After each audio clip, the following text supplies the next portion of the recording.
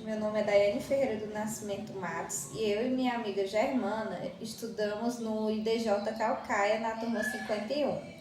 Nós iremos falar sobre o artigo Os modelos de formação de professores da educação básica. Quem formamos?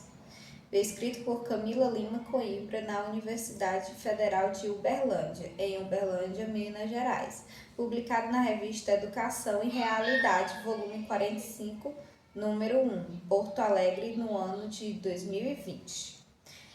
Falando um pouco sobre o resumo, né, este artigo advém de um projeto de pesquisa sobre os modelos curriculares que norteia a formação de docente e tem como objetivo traçar o percurso histórico da formação de professores da educação básica no Brasil.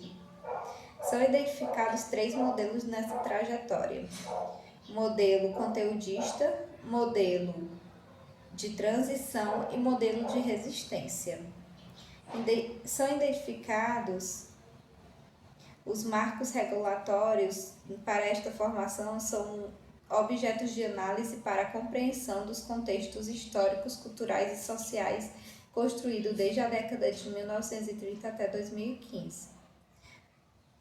Em uma perspectiva de educação e formação progressistas.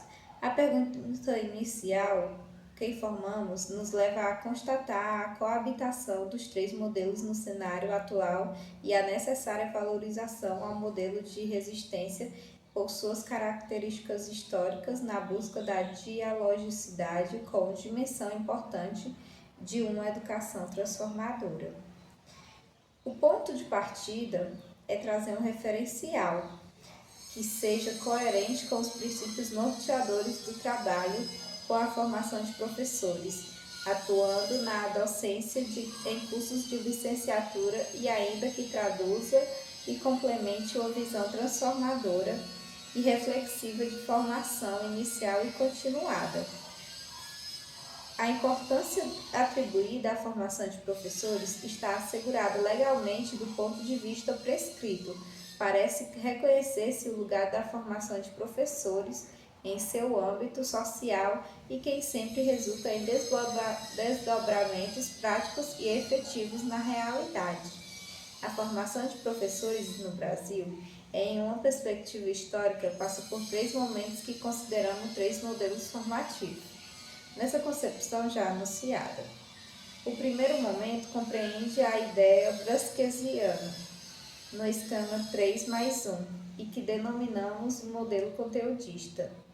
O segundo momento, que consideramos um momento em transição, ao assumir a prática como eixo da formação, e o terceiro, atual momento, que denominamos de momento de resistência, em que o termo formação amplia-se tendo o mesmo princípio de formação inicial continuada a duração de cada regulamentação sobre a formação. Os 3 modelos brasileiros. O modelo não é determinado, pois sabemos que a história da educação, as teorias e concepções educacionais são lineares e estáticas. São processos e, portanto, encontramos os 3 modelos em nossa prática educativa.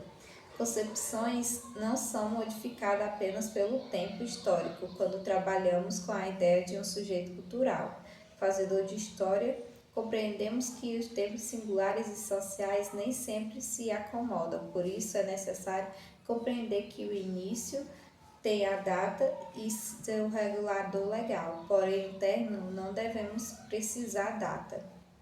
De 1973 a 1976, foi encaminhado ao Conselho Federal de Educação um conjunto de indicações definindo os princípios, as normas, as diretrizes e os procedimentos para nortear a formação dos professores no país.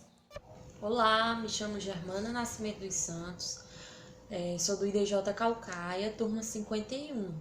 E eu vou falar um pouco sobre o modelo de resistências, reiterações e os avanços do modelo de formação de professores. Por que denominamos de modelo de resistência um modelo vigente?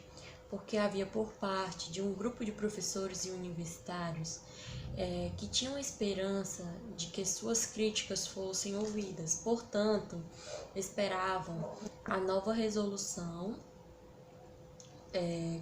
que essa resolução retomasse alguma medida sobre o que? Sobre o modelo conteudista, que apesar do contexto, em 2015, a resolução do CNE sobre a formação de professores foi aprovada, instituindo de forma mais ampla o que denominamos de terceiro modelo de formação de professores e professoras do Brasil.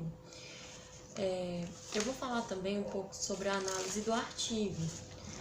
O questionário, eu vou responder 10 questões sobre o artigo de formação de professores. O título do trabalho está de acordo com a proposta e objetivo do artigo? Está, porque o conteúdo escrito acompanha o título do texto. Segunda questão. O resumo apresenta trechos de todos os tópicos do trabalho? Sim, pelo que está escrito, conseguiu colocar seu resumo em todos os tópicos do artigo. Terceira questão.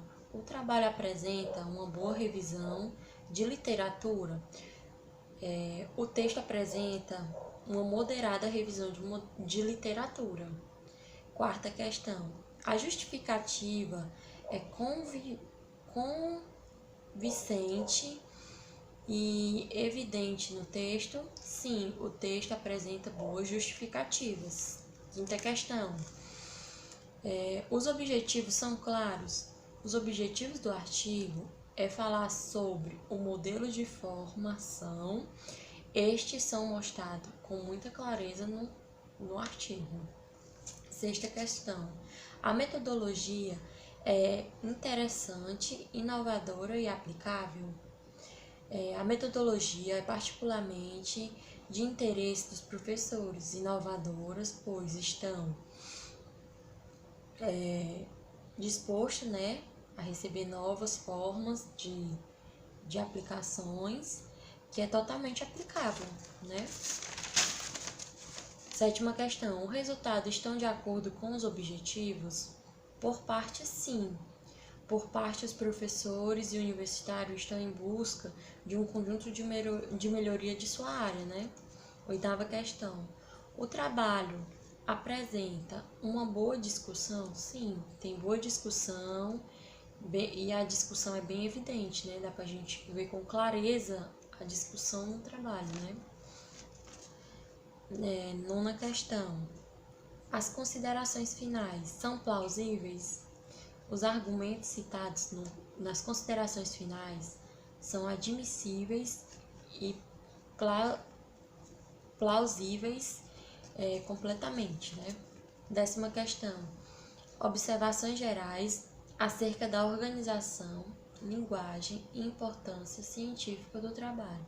O artigo analisa o sistema brasileiro de formação de professores, apontando as suas inequações para colocar em prática o paradigma, Então, eu respondi as 10 questões e falei um pouco também sobre a resistências e reiterações e avanços no modelo de professores. Eu gostaria de agradecer. Muito obrigada.